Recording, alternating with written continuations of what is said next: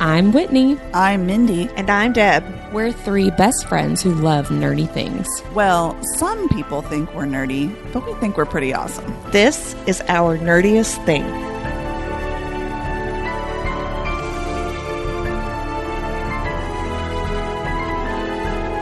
This season, we are discussing Jennifer L. Armentrout's From Blood and Ash, all of the books in that series, plus the Flesh and Fire series as well. We are spoiler friendly, so listen at your own risk. Hello, fellow nerds, and welcome to Our Nerdiest Thing. Today we are talking about From Blood and Ash, chapters 14, 15, and 16. Yay! Before we get into it, Deb, will you please share about our nerdiest cocktail?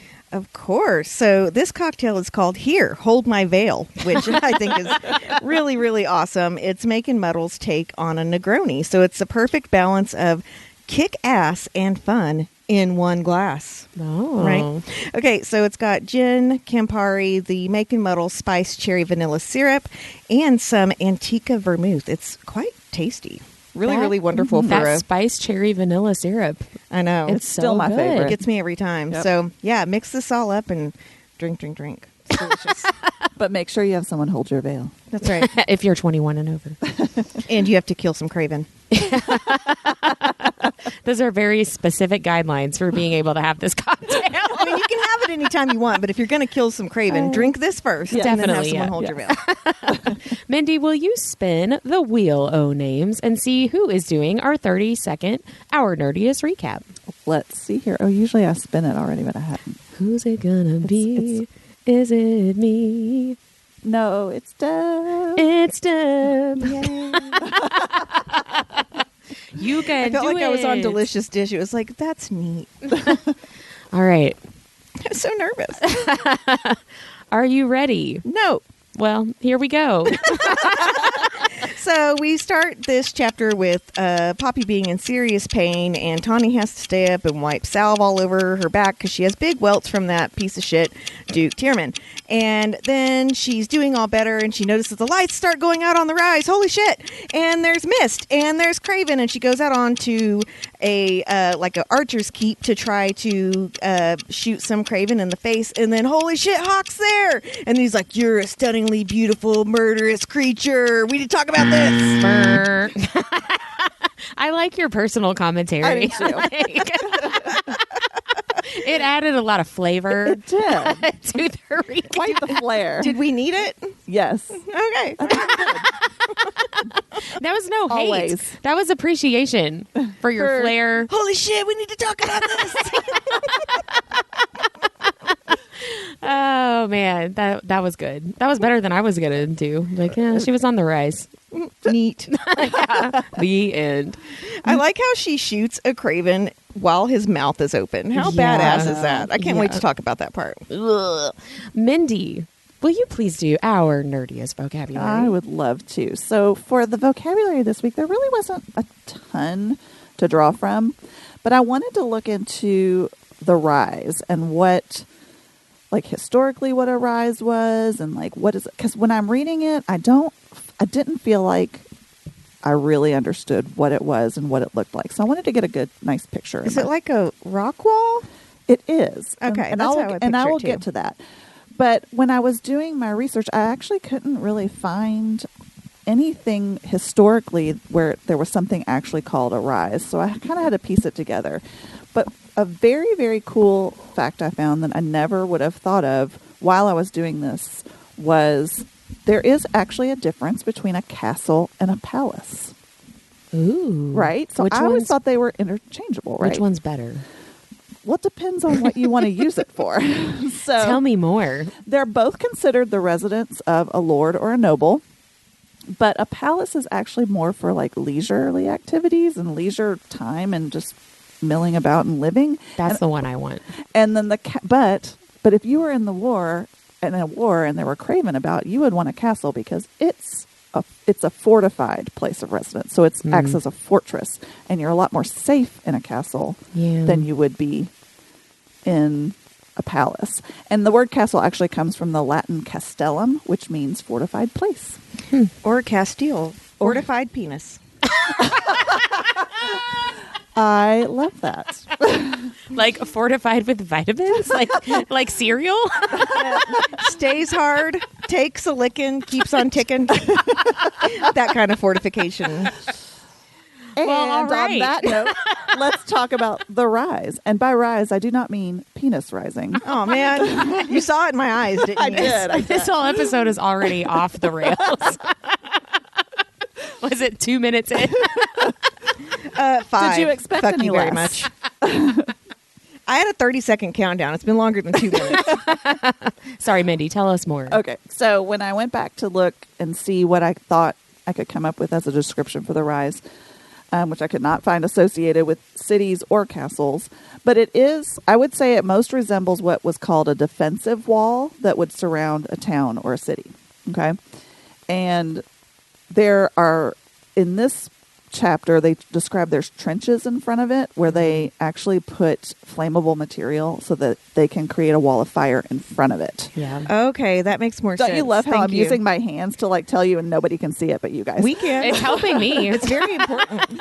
So I really wanted to focus on how Poppy got from her room in the castle to the rise, because I'm still not super certain how far away the castle is from the actual rise, because the rise is around the entire city, right? The castle is just one part of it. But it made it sound like she was able to kind of jump from the castle to the rise. It doesn't sound like she has to get down, does it? She doesn't have to get down, but only because there's a bridge. So there's pathways in the castle that she uses to get out, and then she says they connected, this is a quote, nearly every part of the stronghold. And a stronghold is basically any place that's been fortified to protect against the attack. So, so that's, anywhere that has any kind of like walls built up or anything, anywhere that there's places you can store weapons, any kind of thing like that. So she talks about there's a stone bridge that leads out to the rise. And this is where I don't know how far the distance of this is, but Poppy sees houses and shops below while she's running. So she's running over the town on this bridge. She's such a badass. She really is. And apparently it's super narrow. Okay. So once she gets to the end of the bridge, she actually has to climb up onto the wider ledge of the rise. So there's this bridge, this narrow bridge that goes to it, and it connects to this stone wall of the rise. So she's up high, and then she goes up a little higher, if that makes sense. So finally, once she's on this rise, which it's really just the wall. It's like 4 walls around the city, because she also talks about horns sound from the 4 corners of the rise. So it's definitely in like a big square. And she goes up to what's called a battlement, and she climbs a ladder to get there. And a battlement is a wall that has gaps in it so that you can fire weapons out of while you're still staying hidden. It's exactly what you would think, like when you're drawing a castle as a kid, even the sort of like tooth. They look like teeth. Right. Up. Yeah, right. yeah. So that's the battlement, is when they've got that, and there's the holes that she's shooting the arrows out of. But then you can duck down and get behind it, and it's a defensive piece. I'm picturing Robin Hood from the 80s. They had a battlement in that. I mean, yeah, that's exactly.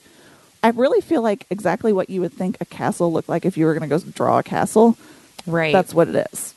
So anyway, I got a much better picture of it as I was looking through like I had to really like focus on where she was going and what it said, and to even get this mental picture. I would love, if I were an artist, I would draw it, but I'm not.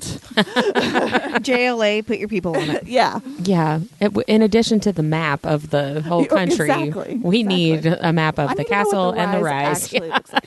But I mean, I'd always imagined, like you said, Deb, that the rise was right there, like attached to the castle, where she barely had to go very far at all. But That's she how I really pictured did. it too. Yeah. She has to go through part of the city. She's to not get even there. winded. Damn. I know. Right? How does she eat cheese and bacon all the time, can run and shoot a bow and arrow? She's my dream woman. Because she trains. Oh, yeah. I know. Yeah. I'll just do the eating part. Thank you. Yeah, me too. Thank you. Well, thank you, Mindy. The rise is a really important part of this section. But before we get there, we unfortunately have to go back to the Duke's office first. Okay. So the context for the beginning of this section is she's just been beaten by the Duke and Lord Mazine and made to partially undress and expose the top half of her body to these disgusting people.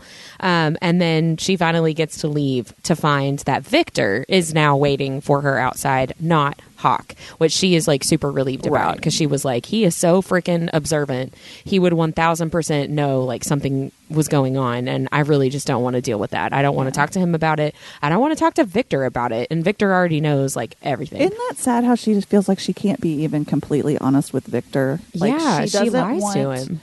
Because she doesn't want to feel like she's giving the Duke exactly what he wants. And see, that was really, reading it carefully, or reading it more carefully than I would normally read this section, was really surprising, I guess, because I got the idea, I guess, that Victor actually does not know exactly everything that's going on inside the Duke's office. He definitely knows that the Duke is like beating her. Right.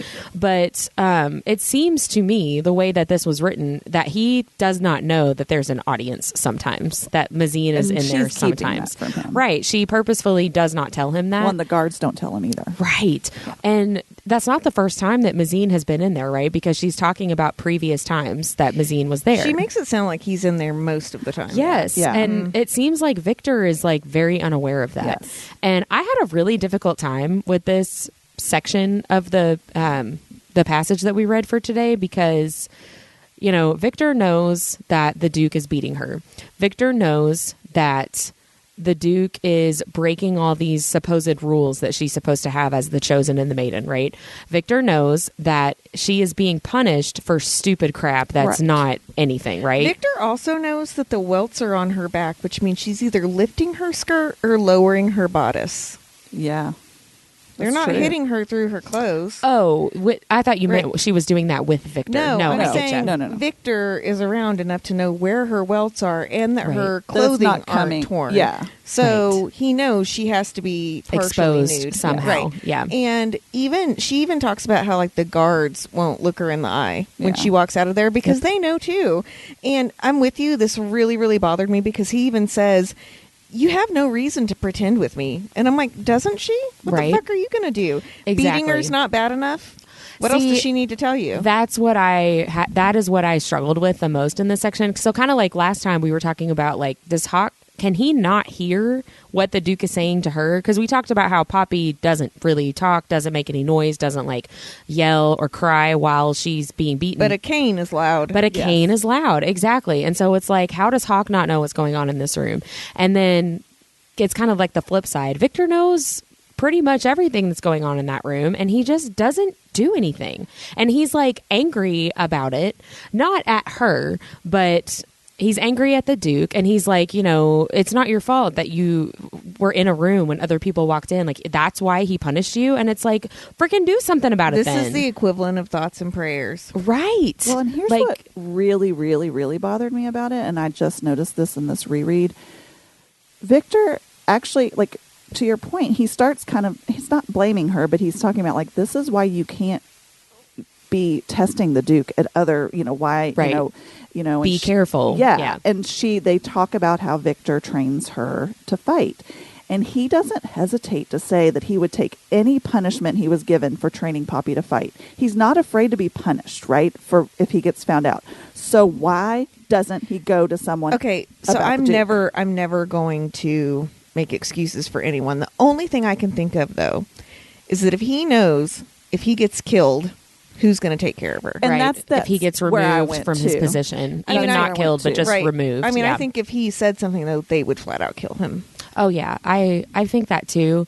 But and I know that the frustration and the anger that he has in this scene is it's very clearly not directed toward Poppy. And I think it's very clear to me that he's frustrated with himself, right? Like I think Victor feels very helpless, but he isn't actually helpless, But I keep going back and forth, because we talked about this last time too. Like, what is the deal with the Duke and Poppy, right? And I did not remember this part of Poppy kind of like talking this out with herself for us as the reader. She says was I just looking for a reason for his treatment, as if there had to be something to explain his cruelty? Sometimes there was no reason. Yeah. And I wrote down, I am Poppy.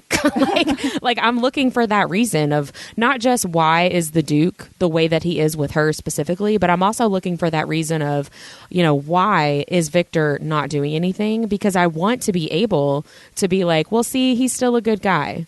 Right? Like, this is why he didn't do any, you know what I mean? And that's hard emotionally, I feel like. She also says a person, whether ascended or not, was who they were with no explanation. Right. Like, it just is. You are who you are. Yeah. So we asked this last time, too, like, could Hawk hear anything? What was going on there? And we're really interested in his point of view in this, right? Whenever that new story comes out.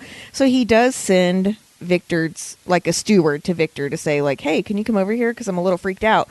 I wonder if Hawk could hear it, but he knew if he went in, he'd be removed. I'm really interested in that, too, because I'm going to talk more about this a little bit later. But I looked up, because we're in the J-Landers Facebook group, the Jennifer L. Armentrout kind of like reader group. And she is writing, or I guess now she's finished writing it. But while she was writing the Hawk POV, which as of right now has not been released, she was posting a lot of teaser quotes from the work in progress. So sometimes she posts these teasers and they end up not being actually in the released book. But there were a couple of quotes that weren't, it wasn't confirmed that they were about this scene, but it seemed to me that they probably were, because there was one teaser that she posted that was Hawk talking to somebody, which I assume would be Victor, but it's Hawk saying, like, she seemed really upset and she looked back at me like she needed that reassurance that I was still going to be here, and like something really weird is going on, like what is this about? And that made me question too what you just said, like maybe he did hear the beginnings of something and was like, okay, what's going on? I can't just bust up in there, but maybe if I go get Victor could do something about it. I think that Hawk maybe assumed that Victor knew more and was able to stop things from happening. Yeah, well, and he's right about half of that. Yeah. But knowing Hawk and how reactive he is, I don't think that if Victor knew, like if he thought Victor knew something and then didn't stop it, he would have killed Victor. Agreed. I actually don't agree with that. Well, fuck off. I'm kidding. I would love to hear your point of view. No, I don't. I think that he would want to kill Victor, but I think that at this point he's still, I mean, we've talked about, like, it seems very clear he's super head over heels for Poppy, but he's also still very conflicted with what he's there to, like, what his plan is and what he's realizing that he feels for her. But later in a few chapters we're going to see, he and Victor kind of go toe to toe, and he says to Victor, Victor says, like, over my dead body. And Hawk is like, the only reason that I'm not doing that is because she sees you as a father. And if I hurt you, it would absolutely devastate her. And that is the only reason that I'm not doing that. But at this you know what I mean? I don't think he really knows that. So if it were... No, but he also doesn't feel as strongly for Poppy yet. True. We still have a whole week, Mindy. Under the willow tree. Right. There's a whole week between, like, this day and the willow tree. Not forget about the willow tree. Yeah, but yeah, I think he's still, like, kind of confused about how he feels about her, so he doesn't feel that strongly yet. You know what I mean? I still think, though, that it's when you're looking at it and you're weighing, like, do I tell somebody and, give myself up and basically not have, she won't have this one person to protect her like I always have, or continue to allow her to get beaten to the point where she can't move. You're choosing the, quote, lesser of two evils. But at that point, too, you're also choosing that Poppy, you're saying, and I guess you are saying that Poppy can take care of herself, but that's not how they normally act towards her.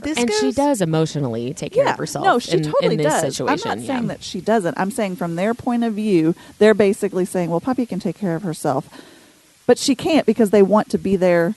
It's very conflicting to me. This goes back to last season, though, when we did an episode where we talked about how horrible people come into power, right? And we talked about Hitler's regime. And one of the things in all of these psychological studies that have been done is it could be worse. That's true. That like they're not killing her, they're not raping her, and they're she not. actually says that. Right. It could be worse, Yeah. but like, and she even says at some point that she's like, I have every luxury, and I wrote, no, you don't. Yeah. Right. Being covered and being in a room for hours at a time by yourself and not being allowed to talk to anyone That's not a is not luxury. comfort or luxury. Well, and I think too, it's important to in this whole conversation about Victor and her other guards, in the past that don't do anything. We as readers struggle with Victor's lack of action way more than Poppy ever does.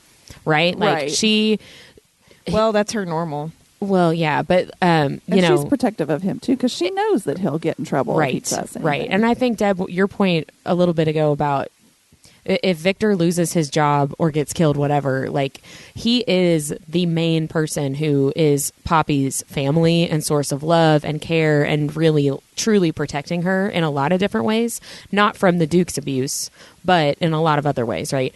And if he's not there, who's going to do that? So right. In that instance, he can't protect her from the beating or anything else. At least this way he has other ways to protect her. Right. I do think that that's really Which valid. is still not okay, I want to say, for Right. any abuse survivor. Yes. It's definitely It's not not okay. okay. Right. I understand his thought process. Well, and that's why this has been good to talk through.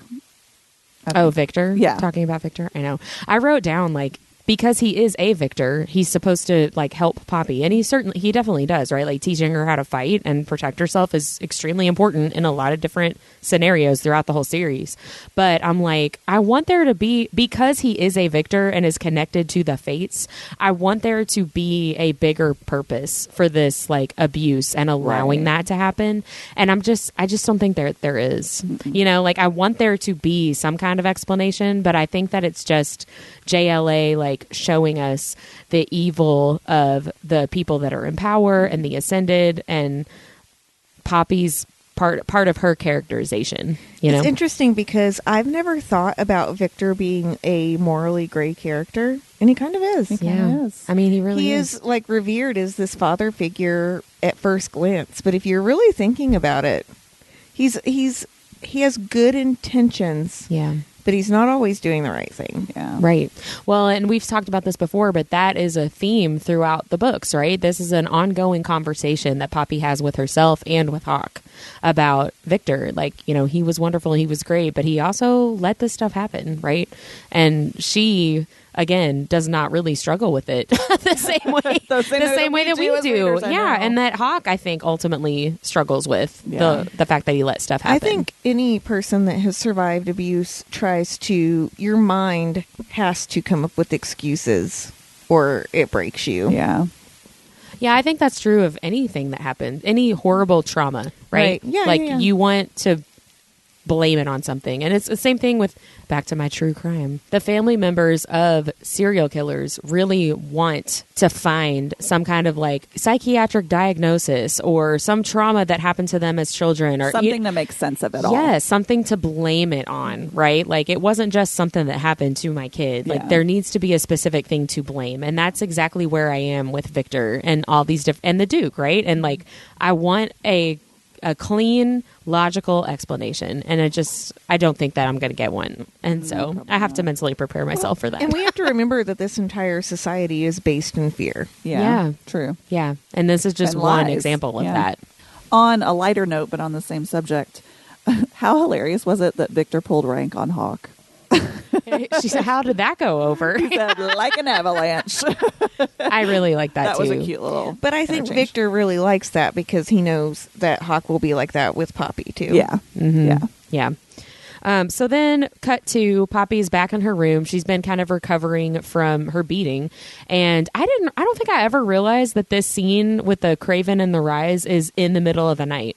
Yeah. I don't Oh, think really? I've ever, I knew that it was at nighttime, but I don't think I ever realized That she'd been woken up by her yes, that dreams she had or been nightmares. asleep and woke up because of a nightmare. I just didn't realize that. The other thing that jumped out to me as I was reading this that could easily be glossed over, did you notice that she says, I was lucky I healed quickly? Yes. Is I that noticed foreshadowing? that, too. Yeah. Right? That's some Well- Atlantian blood in there. Yeah. Right. And I wonder too, the medicine that they are not giving her, but like putting on her wounds. I wondered if that's something from the gods, because it made me think of A Shadow in the Ember when Sarah gets her headaches and she's like, they're like, Nikto says, we've got this special tea for you. And she's like, oh, is it blah, blah, blah? And he's like, well, how do you know that? And she's like, oh, well, my Sir Holland gives that to me, whatever. Like, what I he wonder? wasn't supposed to know that, you know? I wonder if there is Atlantean blood in that salve from Malek. Oh. And that's why it heals her. Brother bear? Brother bear. Yeah. Brother bear. Because we know that their blood has healing properties, the elemental Atlanteans. It might. Because, so we know she also never gets sick. She heals pretty quickly. But then her wounds are external and they're obviously rubbing something on there. So I do think there's got to be something like that. Yeah, either they've added his like Atlantean essence or whatever. There's the title of the episode. No creamy Atlantean. No creamy salves, please. Or it's like a special recipe that they had in like Elysium. Some guys think it's a special recipe. Figure out how to say this better. Listeners, I'm sorry. I'm sorry I've taken us down this path. But yeah, I felt really bad for her. Like, she's just stuck in her room by herself. She had a nightmare and there's not anybody there for her to talk to comfort her, to be like, hey, it's okay. It was just a dream. And she's missing her brother and wondering if he still has nightmares, and looking out into the dark night and being like, whew, all the torches are still lit. Oh, There's wait, no, they're not. Yeah. Thank goodness there's at least no Craven tonight, and then, and then there are. Then there are all the Craven in the world. It seems like, in general, before we get into like the specifics of the Craven attack and her running out to the rise, it seemed like she was surprised at how many Craven there were, and it seemed like she was surprised that they were climbing up the rise. Like she reacted in a way. She says they don't seem as old as the other ones. They seem newly formed. So that made me think of I Am Legend. Yeah, or the World War Z. Yes, World War Z. Terrifying. I was going to say Z for zombie, but that's Is that a Disney show? No, it's from New Girl. It's Nick's. It's Nick Miller's novel. That's right. It's Nick's novel, Z for Zombie. But no, it made me feel like, are we supposed to think that they're like evolving somehow? Well, she does mention after that too that they, besides their thirst for blood, they also have an instinct for survival. Yeah. So, as each Craven attack comes on, like she talks about how they let the horses or the cavalry out or whatever they call them. Yeah.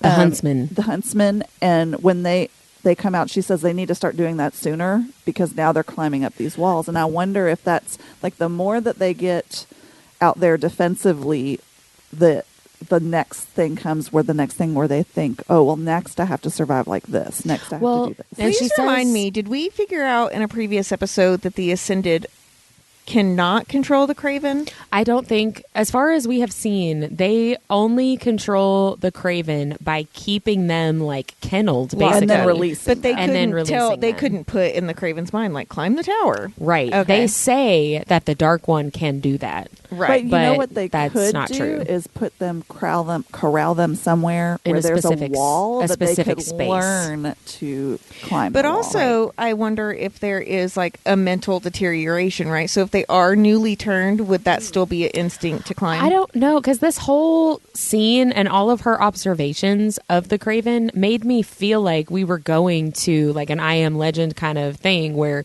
the Craven are evolving and they're getting smarter and, like the zombies are learning and they're going to be harder to defeat. But then I feel like after this, throughout the rest of the series, they're all pretty dumb. It's just not a thing anymore. Yeah. Like it's those observations don't continue to happen. And so I'm confused by that. I wonder how often, though, to her point, even saying about the horsemen, how often the Craven get this close to the rise. Maybe they could always climb that, and they've never gotten that close before. Right. Well, because she says, when she's talking about, they need to send those guys out faster, she says something like, I don't think they expected the Craven to be able to climb up there. And I'm like, have they not ever done that before? But if you think of she acts like it's the first time they've ever done that. Right. If you think of any feral animal, though, right? Like that is trying to get to food, they will jump and lunge for things. Yeah, and I keep trying to remind myself that Poppy and the other guards are mortals. And because I'm like, well, this has been happening for hundreds of years, right? And so like the Ascended have probably seen the Craven do all kinds of things, but these people haven't because they're mortal and they've only been around for like 20 years or however old they are, right? So, I mean, maybe that would explain it, but it was just weird to me because it just seemed like she was like, oh, they're not as dead looking and they seem smarter, but then that just goes away after this. I also want to point out that the Ascended are the ones responsible for when the horsemen go out and when the guards go out. That's true. And again, this is a form of fear, and Duke Tierman even uses it in a subsequent chapter to be like, well, you know, we upset the gods and now we've got the Craven, like the mist came in. And so you have to wonder too if they're like, well, hold on, let's let them eat a couple people because they need to understand what happens when they don't obey. Which they're absolutely doing, right? 100%. And it just adds, I don't know. I feel like every time I've read this book, it's like, yes, Ascended equal bad. I get it. But really thinking about it as deeply as we do, reading these small pieces, it's like, oh my gosh, like diabolically evil layer upon layer upon layer of like how horrible they are. And I don't think I've ever truly gotten it. Well, before. We even know, like, there's not even a fear of the Ascended getting bitten because it says the Duke will be hiding in his room behind a dozen royal guards, if not more, right alongside the Duchess. So they don't have to worry about it. They're using it as a tactic to keep people in line, and they know that when they need to get put down, they can get put down. Yeah. Well, and that made me think too, like, not only that's a dual purpose too. Not only is it like they're the Ascended and they need to be protected and that's why they hide out, but like if they were out there and they did get bit and they didn't have the consequence that normally comes, it would out them. Right. 100%. Well, yeah, So, that is very true. But, well, because we've talked a million times that an Ascended could easily take a Craven down. Right. Yeah. Yeah. So Poppy sees that the Craven's coming, and that basically triggers her like trauma, right? And she goes back to being a helpless child where the Craven attacked and killed her family and is like, I will not let that happen again. So she is going to run out to the Rise to help fight against the Craven. And Tawny made me laugh because, I mean, obviously she cares about her friend. She genuinely cares about Poppy, even though Poppy questions, like, is she really my friend or is she only nice to me because she has to be my friend? There is something, because I know we've talked about that a couple of times, that I underlined in this passage where Poppy says, nothing is infallible, Tawny, not even the Rise. And it says, Tawny says, neither are you, her lower lip trembling. And that was a moment for me because I was like, she really does love Poppy. Yes, like she really is her does. true friend and she doesn't want her to get hurt. But it made me laugh when she was like, if you don't come back, they're going to make me work for the priestesses and then I can't have sex. But then she's also like, please tell me your head is not resting above a sword every night. No wonder you have nightmares. I know, yes. But yeah, I caught She's that. funny. I caught that thing about sex too, because Tawny is a little bit an underrated sidekick when it comes down to 100%. it. Because I caught that too, like where she's like, well, fuck, if I'm in the temple, who am I going to have sex with? Right. They're going to make me horrible. Yeah, they're going to make me be celibate. I don't want to do that. I don't want to work for the Duchess. She's horrible. Yeah, it made me laugh a lot. I really love how Poppy and Tawny are able to just be funny. You know what I mean? Like they bring humor, because we talked about that when Poppy fought Jericho, right? Yeah. Like she's still sarcastic and she still's got that like bite to her, and they're both really funny, and they're able to keep that even in these high pressure, high stress, kind of very traumatic and dramatic situations, you know? I have a question that maybe doesn't really follow this, but before we get to the Rise, I noticed it's something that I think could easily be skipped over, but there's one little part where Poppy's talking, or to herself actually, she's thinking, she talks about her ascension and she says it's to ensure the entire future of the kingdom. Do we know, like, what they've told her the ascension is actually for? Like, to me, it still seems very vague. Like, does she even know why she's supposed to be ascending, or just because she's the maiden? It's because she's the maiden. It is extremely. I mean, obviously, vague. we know why they want her, but like, I don't know.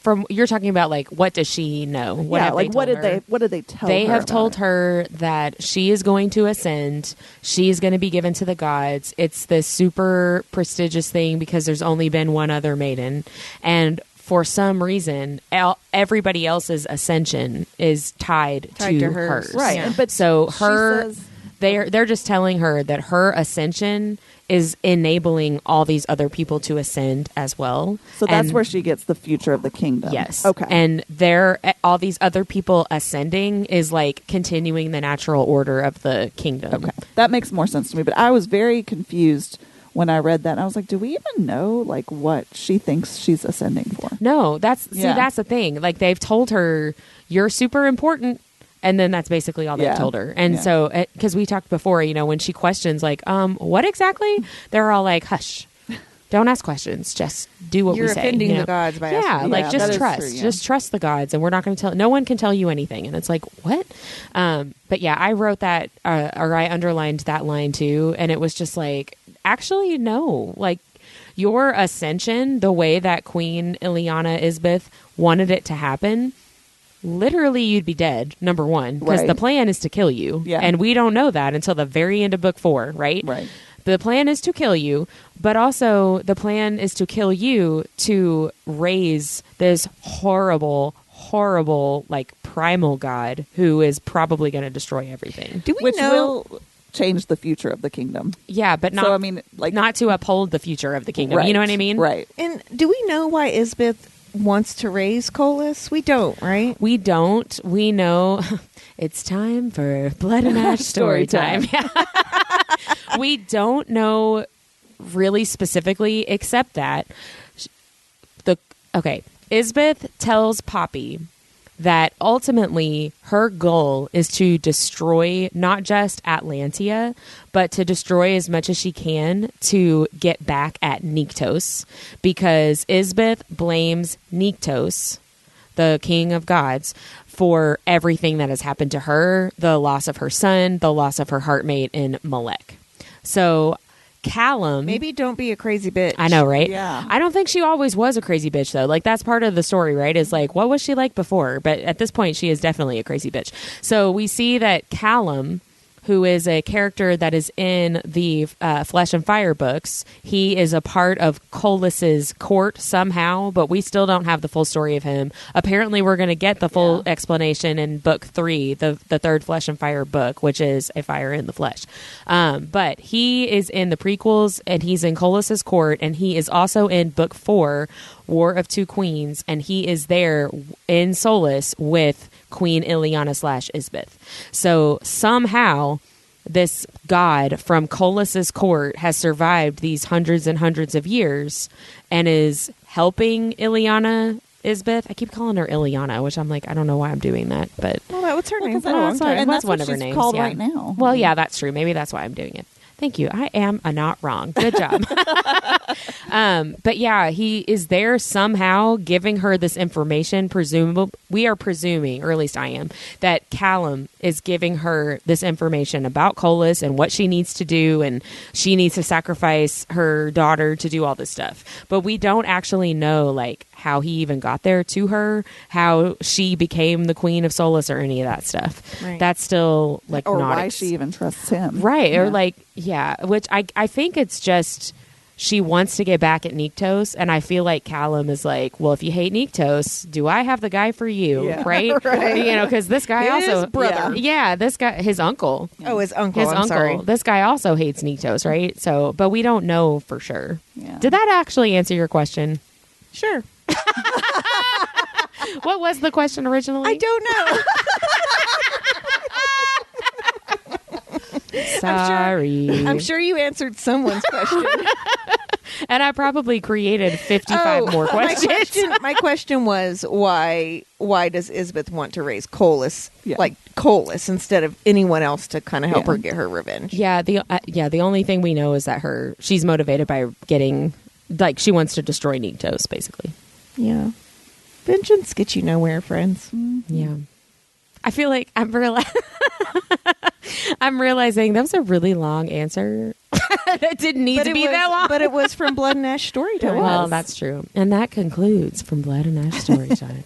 So now let's get to the rise. Yeah, so she goes out to the rise, and you kind of talked through in the vocab section of her like running through the castle, down the servants' staircase, going across the bridge to the rise, right? And she just immediately like, she clearly has done this before, right? Like she knows exactly where she needs to go. She knows exactly what she's doing. She knows what she's looking for, and she's like, here are my arrows. Yeah. Here's my bow. There are the Craven. Come on, guys, let's go. Oh my gosh. Did you write that down and plan that? I didn't. I just thought of it. Here are my arrows. Here is my bow. Come on, guys. Let's go. No, there are the Craven. Come Let's on, go. guys. Let's go. Sorry, I saw the opportunity and I just Whitney, I took it. You amaze me every day. I'm so lucky to have you in my life. Dr. Seuss has nothing on you. Yeah, oh yeah, I'm the new Dr. Seuss. That's what everybody's saying. I'm very embarrassed that I just did that now, but that's okay. That was actually really great. Yeah, so she basically is like major badass awesome, right? Like that's basically what she does. She shoots a Craven in the face that's trying to attack Victor, and he literally turns around and looks at her and is like, thank you, but what the fuck are you doing? Yeah, she said he's like a mixture of being proud and also like irritated. Like annoyed. Like, come on. I mean, thank you, but picture that come look. on. Like I so pictured that look for Victor. I feel like I give that look to my children. I think I do We're too. like, that was really funny, and you have a good point, but you're not allowed to say that to me. Yeah, exactly. don't do that again. Yeah. Yeah, but she talks about she's got all these arrows that have bloodstone arrowheads, and the shaft, which made me giggle when I read it, is made of wood from blood forest. Most shafts trees. are made from wood. But boom. This is what I bring to the podcast. But we love it. Yeah, and she just is taking down Craven like left and right, and she's also giving us all those observations that we were talking about earlier, right? Where it seems like she is surprised at how the Craven are. It seems like they're smarter, and it seems like they're a little bit stronger. Well, we finally get a description of what they actually look like. Yeah, And, it's ew, really gross. Like milky white, pale bodies. She says, faces sunken in and hollow. Glowing eyes, gaping mouths, which all I can picture is Kristen Stewart. 2 sets of knife-like teeth. I mean, Kristen gross. Stewart is a Craven. Yeah. It's canon. You know what I'm picturing is like the original Nosferatu. Oh yes, me too. Yeah. I picture from Midnight Mass, the horror, the show I keep telling you guys we need to do for the podcast on Netflix. I love that. You did? I loved that show. Yeah. I have. Love you. You watched it, right? Yes. Yeah. I watched creature. part of it with Mindy and got freaked out. And our craft weekend was over, and I didn't want to watch it by myself. I was scared. And then I watched It's it without so- her, and I kind of feel bad. Oh, You don't need it's so good. But no, the creature from that, Yeah. which is kind of like the Nosferatu, like it's kind of the same deal. But that's what I picture. Yeah. Is that? But Just that one has terrifying, wings, right? oh yeah. Oh my It god, is terrifying. That's Terrifying. way scarier than anything I can imagine. For some reason, the description of the Craven that bothers me the most is like the idea of patchy hair on their head. Oh, yeah. I don't know why, but that is just like so Because bothersome to me, that to me. makes it feel very disease-ridden or something. Like, Maybe you know what that- I mean? Like, yeah, maybe mangy. that's why. hair falling out is really kind of gross. It's upsetting. Yeah. Like it's not necessarily that I think it's gross. It's just it is upsetting at like a visceral level, and I don't really have an explanation for why that is. I don't know why that is, but it just And really bothers for the me. record, my hair falls out constantly in was the gonna shower. say, So, yeah. I mean, it is gross to me. No I'm not trying to shade. say anybody who's You don't losing have their bald hair. spots. I don't, but And I will I'm eventually. picturing like a Craven comb over. Yes, exactly. Right. That's what I think too. Like it's so thin that there's like well, I stringy. think anytime your hair is falling out, it's indicative that something is not right. Right. And so, I mean, like actually falling out where you have bald spots. So, yeah, I think it gives you a really good picture of how they're falling apart. Right. Well, I think a lot. There are probably a lot of similarities to the zombies in The Walking Dead. Sure. Right? Like yeah. when you are first in the Walking Dead world, when you are first turned into a zombie, you still look pretty close to your human form. Right. But the longer you are a zombie, the more like decayed your body looks, right? And there are people because you're dead. right. Well, You're like decomposing. there are zombies in the Walking Dead show that have hair falling out and that have like skin like falling off of the skeleton. Like that's what I picture with the like varying levels of like decay and rot, which is kind of what she describes. So basically, they defeat the Craven, and the remaining Craven, I guess, like leave. Because do they kill all the Craven? I think they kill all of them. Okay, yeah. that's what I was a little bit confused about. So they kill all the Craven then, I guess, and the mist goes away, which is the signal of no more danger. Right. And so Poppy is trying to leave the Rise to sneak back into the castle when who does she run into? Oh, Hawk. I wrote Hawk with a big exclamation point. Hawk. That sounded funny. But yeah, so she basically runs into Hawk, and he's like, well, hello there. Fancy meeting you here, I love right? how he compares her to Belle and Layla. I know. Well, I didn't really put that together before this reading either, because she constantly is comparing him to a god. Like, this is what I imagine a god would look like. And he does the same thing to her in that scene. Okay, Mindy, our word nerd. If you listen to Shadow in the Ember, it's Belle. When I looked it up on the wiki, it's Belle. I know. Yeah. So what the fuck is it? I don't Come know. on. Is this like Niktos Niktos all It over is. again? Just It is. whatever your heart tells you is right. I called her Bella. Like, Oh. just because in my mind, I have an accent when I read these. Well, no, in the audiobooks, it's Belle. It's Yeah. very accented, Yeah. very elegant. In my head, it's Bailey. Like both of the Easers pronounce the same way. well, you're wrong. But my French, I think we're all wrong. my French background would say that there would be an actual accent over the E's if they Yeah. were. Right. But again, she's not French either. But in my mind, I know, right? that's what I think all these names come from. Yeah. I didn't realize that he compares her to goddesses the way that she compares him to gods, or that she describes him as being godlike. And I really enjoyed that detail because I've never picked up on that before this reading. And she just freaks out so thoroughly. Well, I mean, and fuck, it's so he tells funny. her, "You're absolutely magnificent, beautiful." Yes. Well, and she's still trying to hide her identity from him, right? So, like, on the Rise, number one, she doesn't want him to realize that she's Poppy the Maiden, but she also doesn't want him to put together that Poppy the Maiden is the same girl from the Red Pearl. Yeah, from Yeah. the Red Pearl, which also rhymes. I'm on a roll with poetry tonight, you guys. It is Poetry Month. I know. So she's trying to not talk so that he will not recognize her voice. She's trying to keep her hood up so that he doesn't see her face, but she's also trying to get away from him, right? Yeah. And so basically, like, a kind of comical fight ensues where I she's called trying it to get a away. dance almost. Ooh, that's a good. That's a good description. It's like an orchestrated, choreographed dance, but I don't know, and it's very sexual. It's super hot, yeah. even though they don't do anything sexual at all. To Except me, just, it like, was get close to each super other, yeah. Hot, like Well, it was him- hot to Poppy too. I know, like they're trying to she sort of makes the first move in the fight where she Yeah. and she surprises him with her skills, and then she throws that dagger at him, and he catches it, and she's like, oh, I could Well, never do that. And he like tisks her too. He's like, I know. know. "Oh, you're a bad girl." And he reminds her like Mm-hmm. 3 times, which we've already covered, that's Yeah. why I don't want you to have Yeah. a dagger in your hand. I know you're dangerous. Yeah. That's why I'm like holding your arm down. Yeah, so you can't try to like stab me again. So what Yeah. does it say about me that I was totally turned on by this? The same thing that it says about Hawk and Poppy. I also say that at some point she goes, "He was insane," but like in the next sentence she's like, "I bet I kind of liked it." yeah, I felt like it should bother me, but it did not. Yeah, I wrote down too.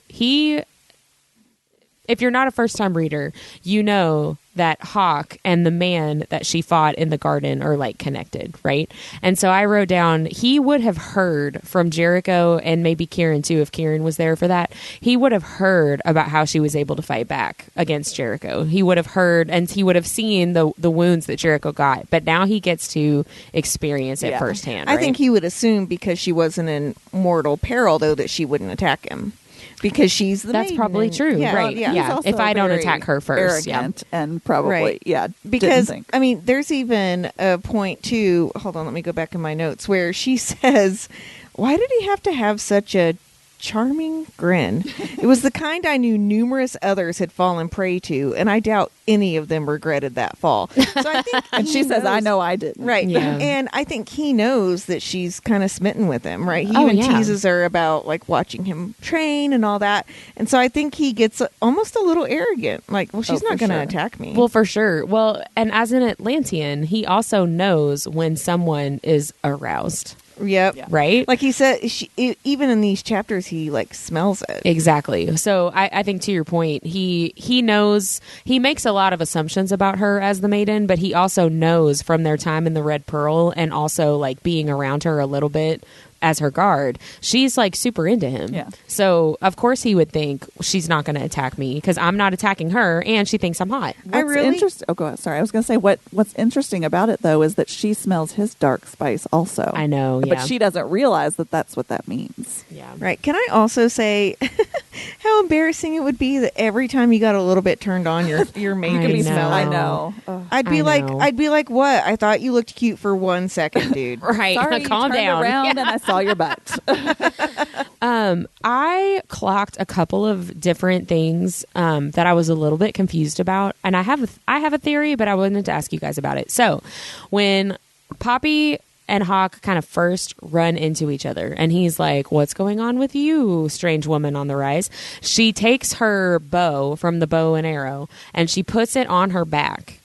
And when she does that, it says, or she notices that Hawk has an odd expression. He has an odd look as she puts the bow on her back. And I thought that was kind of weird. Maybe he was surprised that she trusted him. Oh, to put her weapon away? Yeah. That might be Maybe. true.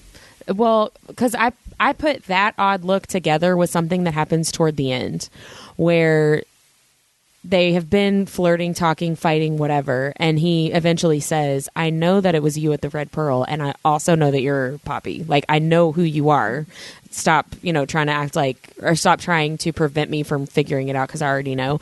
And it's his eyes get slightly wide and then he like settles like he just figured something out. I and wrote that down too. it gets really, he's like So, upset at that point. Do you remember later when he says at the end of this book, and we are always spoiler heavy, so I'm just putting that out there, he bites her, and we learn later on in book 2 and 3 that he could taste that she was Atlantean. But he tells her that he suspected before he bit her. So I wonder if he smells something that he's like, huh. Well, the second time he says it, and towards the end of this chapter, she tells him she can take care of herself, and he agrees. And then it says he drew back, brows furrowed, and then his eyes widened just a fraction, as if he'd figured something out. And so I asked the question, what do we think he figured out? Maybe he figured out that Victor was the one that trained her. Yeah, they talk about that later too. I think it might be in the next chapter. At some point soon, they talk about like, you obviously know how to fight and somebody taught you how to do that, and I bet it was Victor. But here's where I went with that. So when she puts the bow on her back, I'm almost positive that she says that it kind of hurt.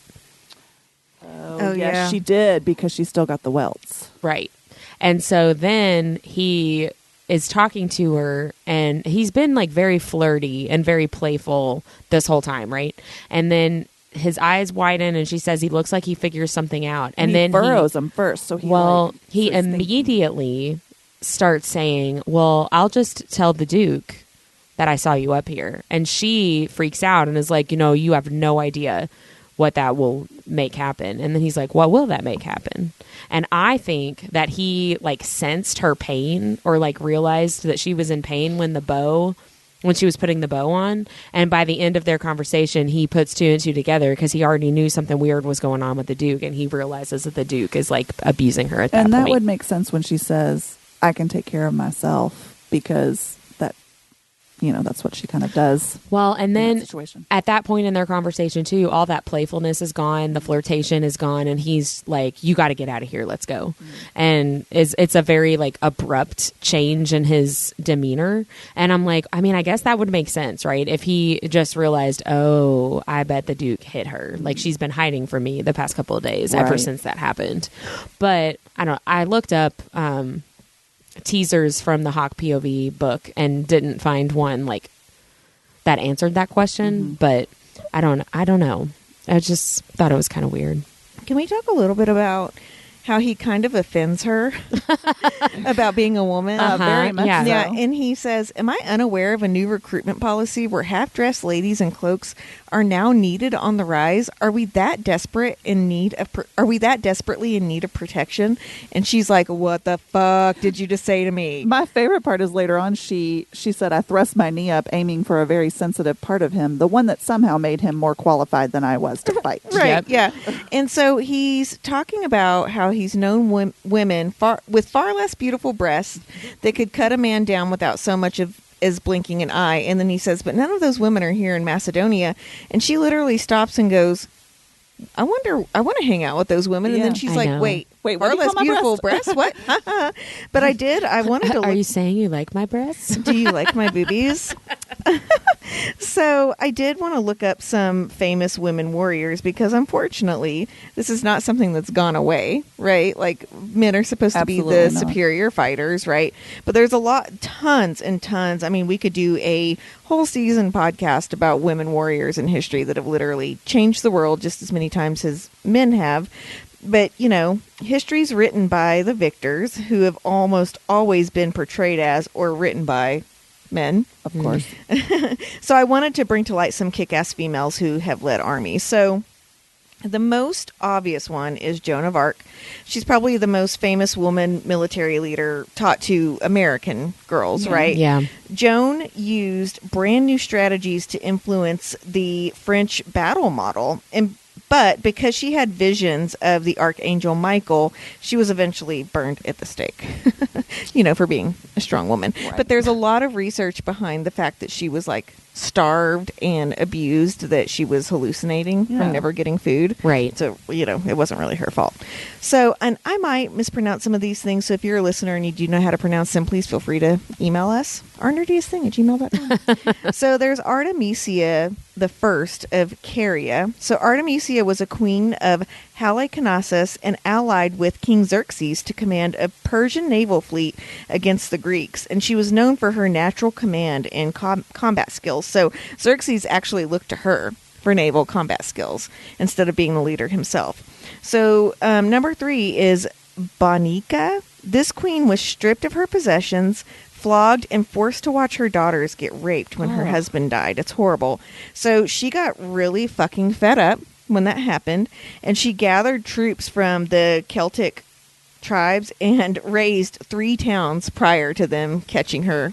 And good for you, girl. Yeah, right. So wait, they did all that just because her husband died? Yeah, because like a power could. play? Yeah, because they could. Yeah.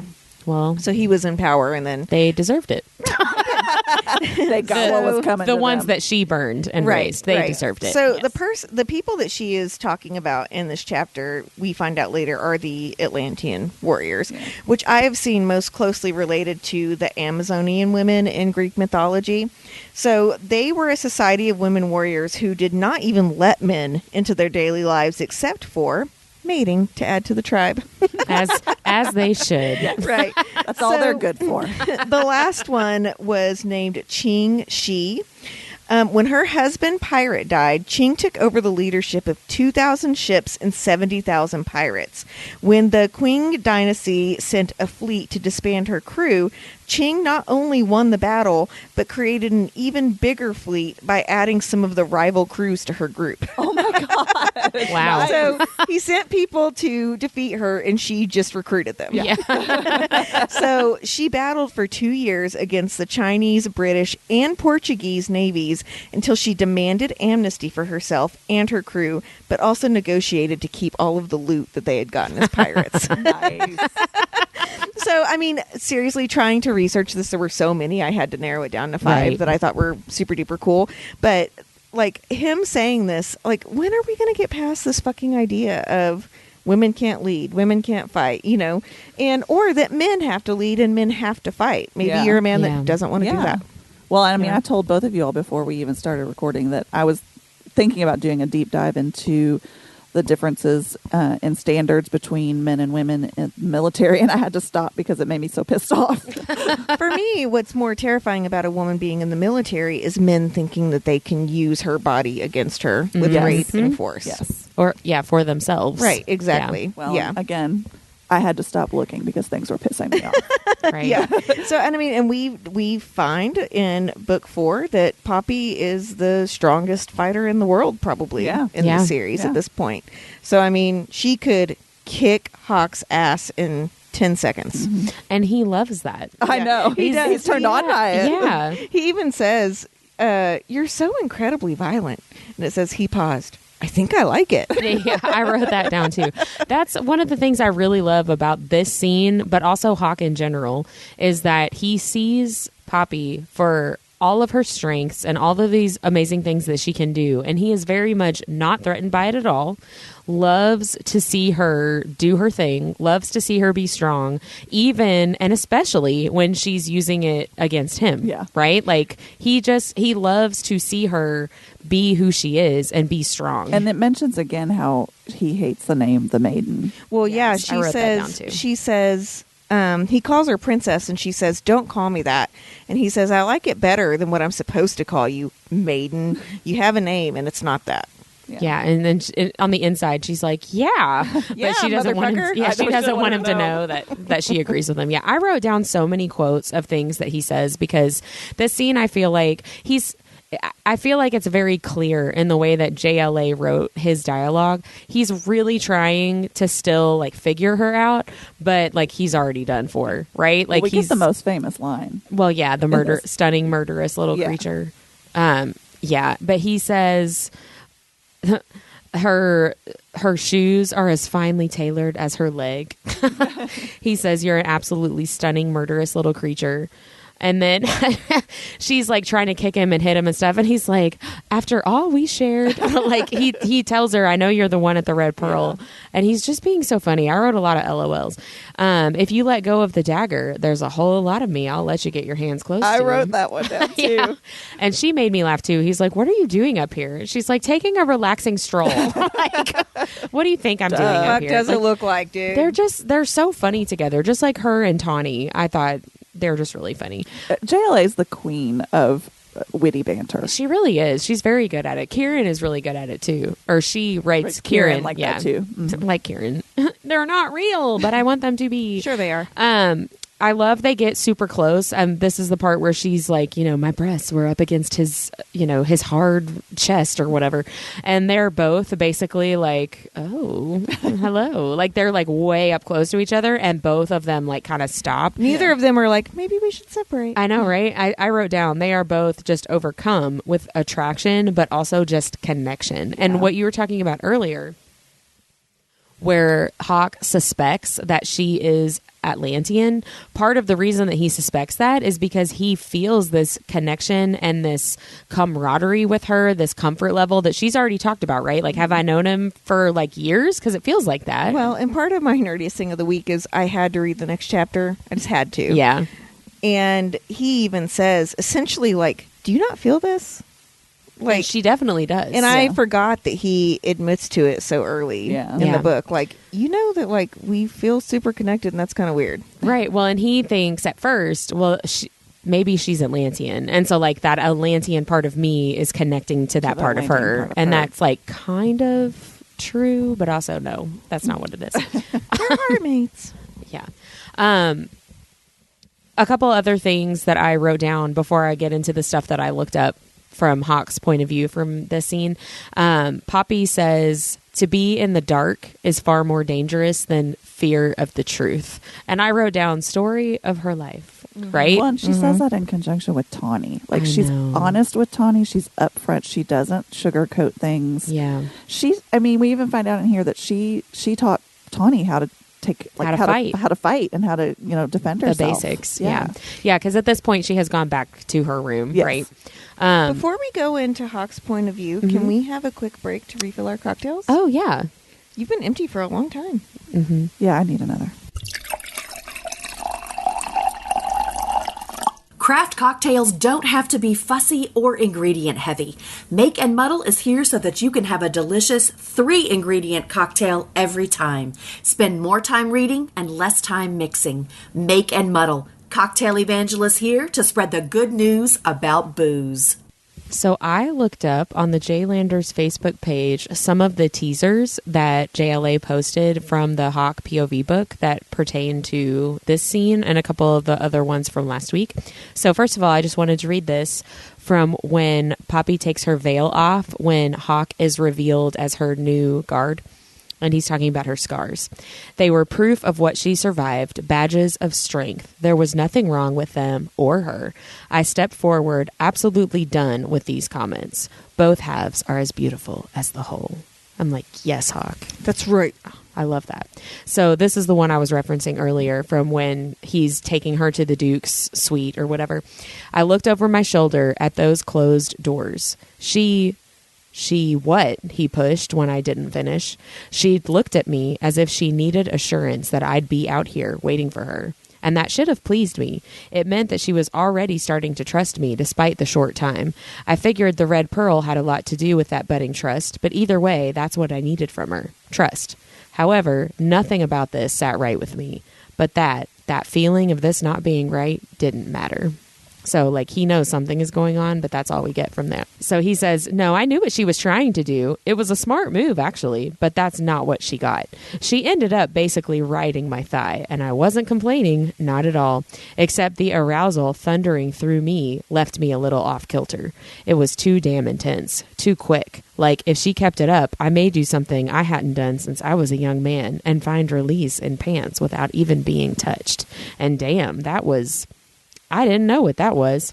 It made the floor of the rise feel like it was shifting as I lowered my cheek to her hooded one. Rattled by my response and by her, by everything about her, I said, I came back for you that night, just like I told you I would.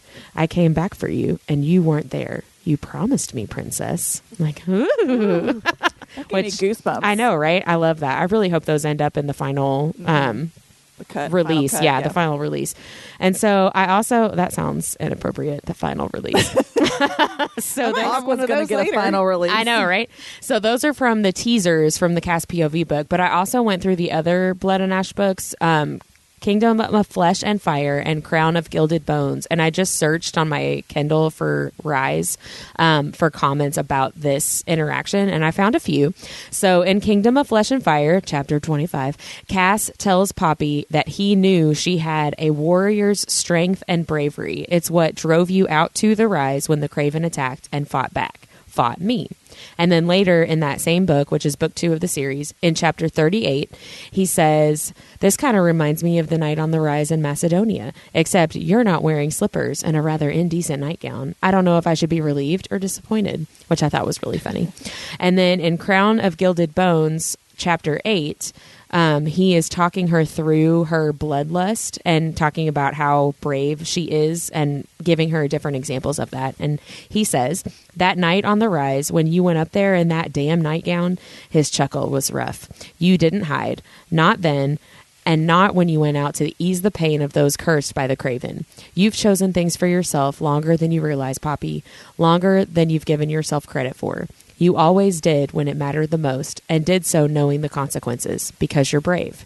You were never the maiden. You were never truly helpless. You were smart and strong and brave.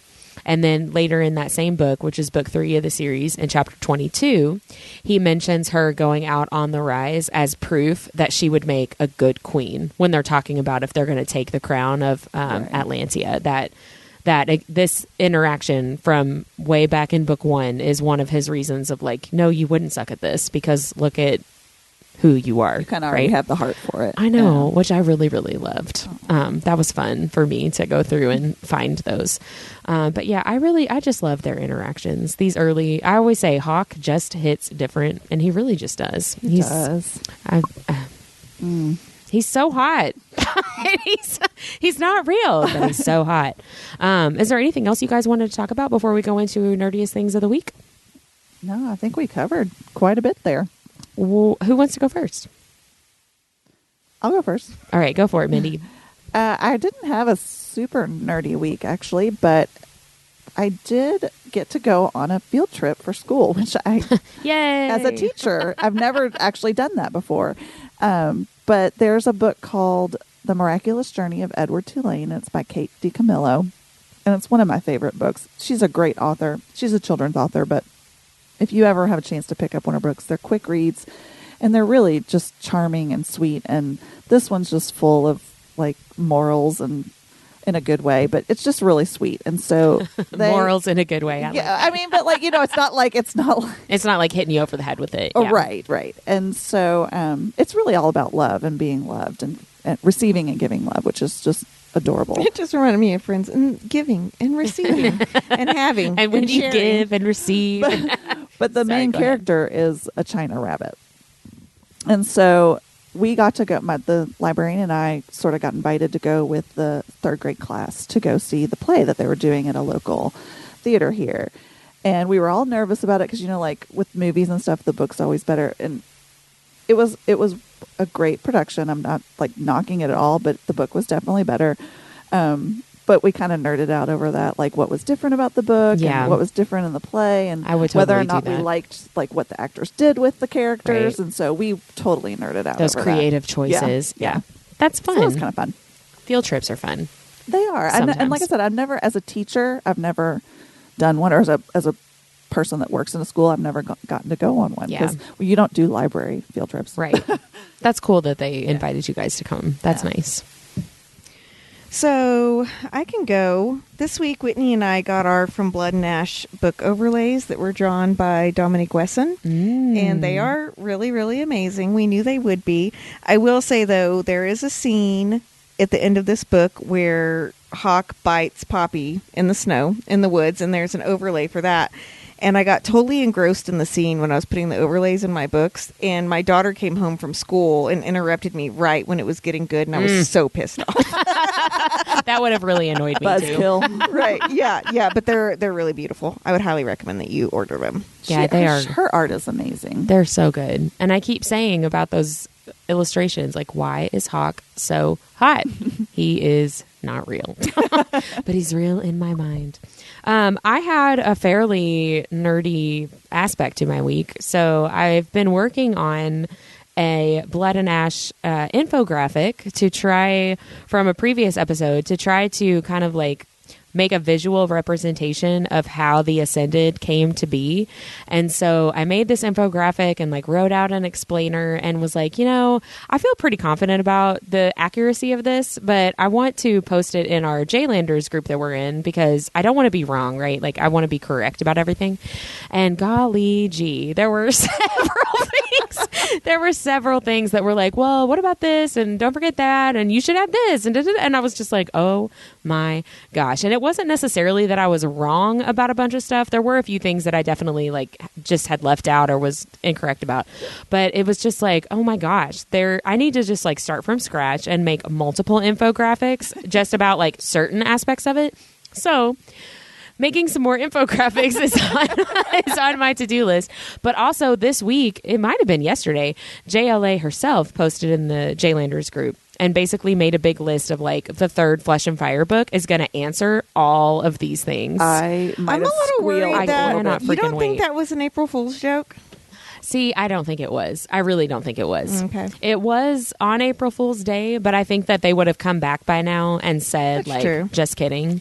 Well, or they would have said it at the bottom of the post. You know? I do want to remind the listeners that we always record a couple of weeks in advance. So if you want to see that From Blood and Ash infographic that Whitney has made, It's a draft. it will be posted either on 4/3 or 4/4.